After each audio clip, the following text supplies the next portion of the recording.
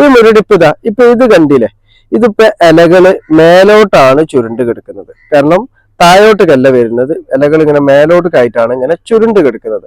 അപ്പൊ ഇങ്ങനെ വരുന്ന മുരടിപ്പ് എന്ന് പറഞ്ഞാൽ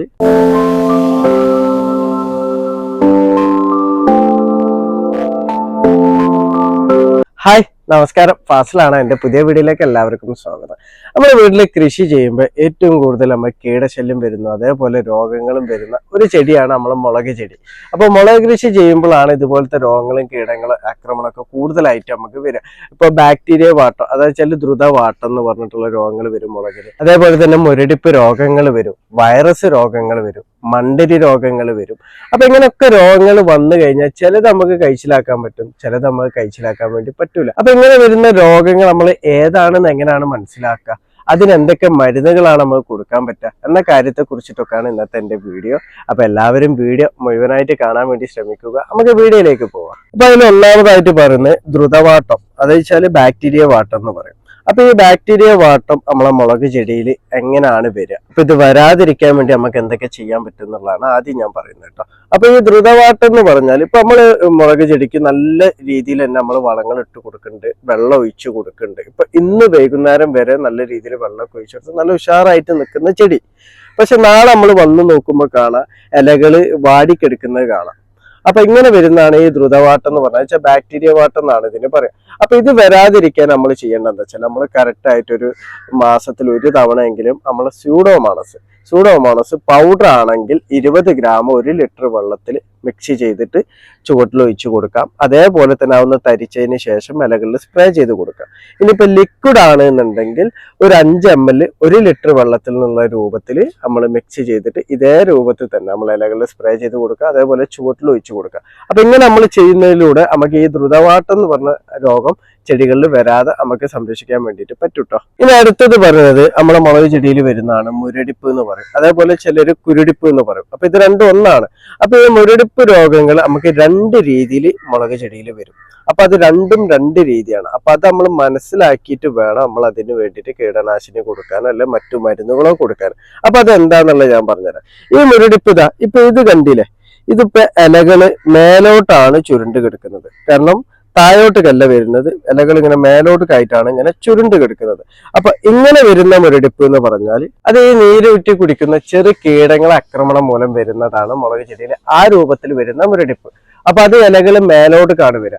അപ്പൊ അത് വരാതിരിക്കാൻ വേണ്ടിയിട്ട് നമ്മൾ ചെയ്യാൻ പറ്റുക, നമുക്ക് വെർട്ടിസീലിയം എന്ന് പറഞ്ഞിട്ടുള്ള ജൈവ കുമിൾനാശിനി ഉണ്ടല്ലോ, അപ്പൊ അതൊരു 5 ml 1 ലിറ്റർ വെള്ളത്തിൽ മിക്സ് ചെയ്തിട്ട് നമുക്ക് ഇലകളുടെ മേൽഭാഗത്തും അടിഭാഗത്തും വൈകുന്നേരങ്ങളിൽ നമുക്ക് സ്പ്രേ ചെയ്ത് കൊടുക്കാം.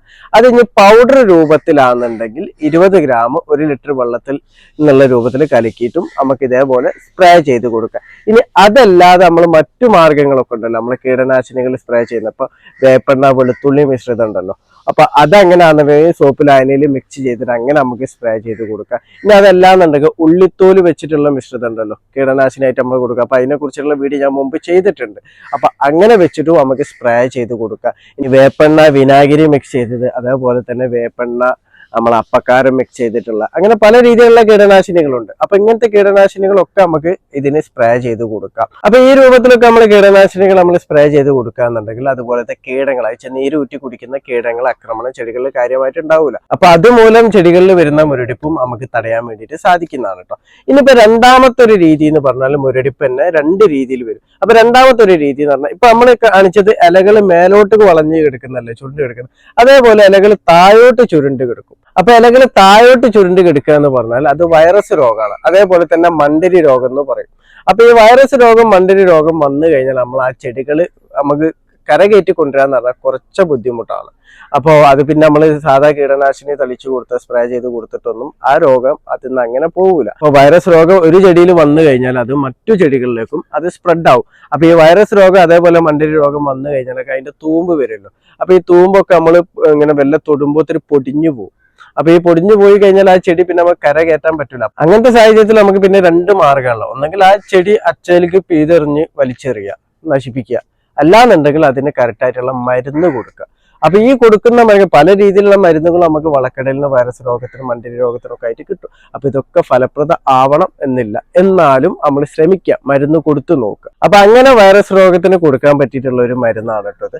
ഇതിന് വെറ്റബിൾ സൾഫർ എന്ന് പറയും, അതേപോലെ തന്നെ വെറ്റബിൾ സൾഫക്സ് എന്ന് പറയും, സൾട്ടാഫ് എന്ന് പറയും. അങ്ങനെ പല പേരിൽ ഈ മരുന്ന് നമുക്ക് വളക്കടയിൽ നിന്ന് നമുക്ക് വാങ്ങാൻ വേണ്ടിയിട്ട് കിട്ടും. അപ്പൊ ഇത് പല കമ്പനീന്റെ ഉണ്ടാവും കേട്ടോ. ഇപ്പൊ ടാറ്റന്റെ ഒക്കെ ഉണ്ട്. ഞാനിത് ലൂസായിട്ടാണ് വളക്കടയിൽ നിന്ന് വാങ്ങിയത്. ഇതിപ്പോ 100 ഗ്രാമിന് 25 റുപ്യാണ് വരുന്നത്. ഇപ്പൊ അരക്കിലോന്റെ പാക്കറ്റ് ഒക്കെ വാങ്ങാന്നുണ്ടെങ്കിൽ 150 റുപ്യക്കൊക്കെ നമുക്ക് വാങ്ങാൻ കിട്ടും. പക്ഷെ അരക്കിലോനും നമ്മൾ വീട്ടിൽ വാങ്ങി വെക്കേണ്ട ആവശ്യമില്ല, ഒരു 100 ഗ്രാം ഒക്കെ വാങ്ങിയാൽ മതി. അതേപോലെ തന്നെ ഇതൊരു സൾഫർ ആണ് കേട്ടോ, സൾഫർ അടങ്ങിയിട്ടുള്ളതാണ്, ഒരു ഫംഗസൈഡും കൂടിയാണ് കേട്ടോ ഇത്. അപ്പൊ ഇത് ലിക്വിഡ് രൂപത്തിൽ നമുക്ക് കിട്ടും കേട്ടോ. അപ്പൊ ലിക്വിഡ് രൂപത്തിൽ വാങ്ങുമ്പോൾ കുറച്ച് വില കൂടുതലാണ്. അപ്പൊ പൗഡർ രൂപത്തിൽ കിട്ടുകയെന്നുണ്ടെങ്കിൽ അത് തന്നെ വാങ്ങിയാൽ മതി. അപ്പൊ ഇത് നമ്മൾ വളക്കടയിൽ ചെന്നിട്ട് WP എന്ന് നമുക്ക് ചോദിക്കാം, അതേപോലെ വെറ്റബിൾ സൾഫർ എന്ന് ചോദിച്ചാലും കിട്ടും, വെറ്റബിൾ സൾഫക്സ് എന്ന് ചോദിക്കുക, സൾട്ടാഫ് എന്ന് ചോദിക്കുക, അങ്ങനെ പല പേരിലും ഇത് അറിയപ്പെടുന്നുണ്ട്. അപ്പോൾ വളക്കടയിൽ ഈ പേരുകൾ ചോദിച്ചു കഴിഞ്ഞാൽ അവരെടുത്ത് തരുന്ന കേട്ടോ. കഴിയുന്നതും ലൂസ് വാങ്ങിയാൽ മതി, ഒരു 100 ഗ്രാം ഒക്കെ വാങ്ങിയാൽ മതി. അപ്പോൾ വൈറസ് രോഗം വന്നതിന് ശേഷം മാത്രം നമ്മൾ ഈ ഒരു മരുന്ന് കൊടുത്താൽ മതി കേട്ടോ. വൈറസ് രോഗം വരാതെ ഒരു കാരണവശാലും ഈ മരുന്ന് നമ്മൾ ചെടികൾക്ക് കൊടുക്കേണ്ടതില്ല. അതുകൊണ്ടാണ് ഞാൻ അതിന്റെ ലക്ഷണം പറഞ്ഞത്. ഇലകൾ താഴോട്ട് ചുരുണ്ടിട്ടാണ് മുരടിപ്പ് കാണുന്നുണ്ടെങ്കിൽ ആണ് അത് വൈറസ് രോഗം അല്ലെങ്കിൽ മണ്ടരി രോഗം. അപ്പൊ ആ ഒരു സമയത്ത് മാത്രം ഇത് കൊടുത്താൽ മതി. അപ്പൊ എന്റെ കൃഷിയിൽ ഇപ്പൊ വൈറസ് രോഗം മൂലമുള്ള മുരടിപ്പ് വന്നിട്ടില്ല. അപ്പോൾ സാധാരണ മുരടിപ്പാണ്. ഈ കീടശല്യം എപ്പോഴും ഉണ്ടാവും, എല്ലാ ചെടിയിലും ഉണ്ടാവും. അപ്പൊ അതിനുള്ള കീടനാശിനി ആഴ്ചയിൽ ഒരു വട്ടം വെച്ച് ഞാൻ സ്പ്രേ ചെയ്ത് കൊടുക്കും. അപ്പൊ അതുകൊണ്ട് ഇത് ഞാൻ കാണിക്കുന്നില്ല, ഞാനിത് പറഞ്ഞു തരാം ഇതെങ്ങനെയാണ് ഉപയോഗിക്കേണ്ടതെന്നുള്ളത്. അപ്പൊ ഇത് 2 കളറിൽ വരും കേട്ടോ. ഇത് മഞ്ഞ യെല്ലോ കളറിലും വരും, അതേപോലെ ഇതുപോലെ ബ്രൗൺ കളറായിട്ടും ഇത് നമുക്ക് വാങ്ങാൻ വേണ്ടിയിട്ട് കിട്ടും കേട്ടോ. അപ്പൊ നമ്മൾ ഇതേപോലെ വൈറസ് രോഗം അതേപോലെ മണ്ടരി രോഗം വന്നിട്ടുള്ള മുളക് ചെടിയാണ് അല്ലെങ്കിൽ മറ്റേതെങ്കിലും ചെടിയാണെന്നുണ്ടെങ്കിലും നമ്മൾ ചെയ്യുന്നത്, മറ്റു കൂടുതൽ ചെടിയിലൊന്നും ഇത് വരില്ല, മുളകിൽ അതേപോലെ ചില സമയത്ത് തക്കാളിയിലൊക്കെ ഇത് വരാറുണ്ട്. അപ്പൊ അങ്ങനെയാണെന്നുണ്ടെങ്കിൽ അതിൻ്റെ ആ ഇലകളൊക്കെ നമ്മൾ നുള്ളിക്കളയാം. അപ്പൊ എല്ലാ ഇലകളും നമ്മൾ നുള്ളിക്കളയാം, അല്ലാന്നുണ്ടെങ്കിൽ തണ്ട് കട്ട് ചെയ്ത് കൊടുക്കുക. ഇനി പൂവിട്ടതൊക്കെ ഉണ്ടെന്നുണ്ടെങ്കിലും, പൂവിടൂല, ഇനി അഥവാ ഇട്ടതുണ്ട് എന്നുണ്ടെങ്കിൽ അതും നമ്മൾ കട്ട് ചെയ്ത് കൊടുക്കുക. എന്നിട്ട് ആ ഇലകളൊക്കെ നമ്മൾ നശിപ്പിക്കണം കേട്ടോ. ചുവട്ടിലൊന്നും ഇടരുത്, തടൊക്കെ നമ്മളൊന്ന് വൃത്തിയാക്കണം. എന്നിട്ട് അത് ഒഴിവാക്കിയതിന് ശേഷം ഇത് 2 ഗ്രാം, ഒരു കാരണവശാലും അളവ് കൂടരുത്, 2 ഗ്രാം 1 ലിറ്റർ വെള്ളത്തിൽ മിക്സ് ചെയ്തിട്ട് ഇലകളുടെ മേൽഭാഗത്തും അടിഭാഗത്തും തണ്ടിലുമായിട്ട് നമ്മൾ സ്പ്രേ ചെയ്ത് കൊടുക്കുക. ചുവട്ടിൽ ഒരു കാരണവശാലും ഒഴിച്ചു കൊടുക്കേണ്ട ആവശ്യമില്ല കേട്ടോ. ഇലകളിൽ മാത്രമായിട്ട് നമ്മളിത് വൈകുന്നേരങ്ങളിൽ നല്ല രീതിയിൽ ഒന്ന് സ്പ്രേ ചെയ്ത് കൊടുക്കുക. അപ്പൊ ഇത് ഒരു വട്ടം മാത്രം നമ്മൾ സ്പ്രേ ചെയ്താൽ മതി കേട്ടോ. കൂടുതലായിട്ട് അടുപ്പിച്ച് നമ്മൾ ഒരു കാരണവശാലും ചെയ്യണ്ട. ഒരു വട്ടം ചെയ്തതിന് ശേഷം വീണ്ടും അതിന്റെ തളിരില വരുന്നതും ഇതേ രൂപത്തിലാണ് വരുന്നതെന്നുണ്ടെങ്കിൽ ഒരാഴ്ച കഴിഞ്ഞിട്ട് ഒന്നും കൂടി ഒന്ന് സ്പ്രേ ചെയ്ത് കൊടുക്കുക. അതിൽ നിർത്തിയാൽ മതി കേട്ടോ. പിന്നെ കൂടുതലായിട്ട് ഇത് കൊടുക്കേണ്ട ആവശ്യമില്ല. ഇനി ഞാൻ നേരത്തെ പറഞ്ഞില്ലേ, ഇത് ഒരു ചെടിക്ക് വന്നു കഴിഞ്ഞാൽ മറ്റു ചെടിയിലേക്കും ഇത് സ്പ്രെഡ് ചെയ്യുന്നുള്ളത്. അപ്പൊ ഇത് സ്പ്രെഡ് ചെയ്യുന്നത് എങ്ങനെ? ഇപ്പൊ നമ്മൾ ഒരു ചെടിയിൽ ഇത് കണ്ടു കഴിഞ്ഞാൽ നമ്മൾ ഉടനെ തന്നെ അത് കട്ട് ചെയ്ത് ഇതിലുള്ള മരുന്ന് കൊടുക്കാൻ വേണ്ടി ശ്രദ്ധിക്കുക. പിന്നെ അതോടുകൂടി തന്നെ നമ്മൾ കീടനാശിനി, കാരണം ഇത് സ്പ്രെഡ് ചെയ്യണമെന്ന് പറഞ്ഞാൽ വെള്ളീച്ച അതുപോലത്തെ നീരൂറ്റി കുടിക്കുന്ന പ്രാണികൾ മൂലമാണ് ഇത് മറ്റു ചെടിയിലേക്കും ഇത് സ്പ്രെഡായി വരുന്നത്. അപ്പൊ ഇത് നമ്മൾ കൊടുക്കുന്നതോടുകൂടി തന്നെ നമ്മൾ കീടനാശിനിയും നമ്മളെല്ലാ ചെടികളിലും നമ്മൾ സ്പ്രേ ചെയ്ത് കൊടുക്കണം കേട്ടോ.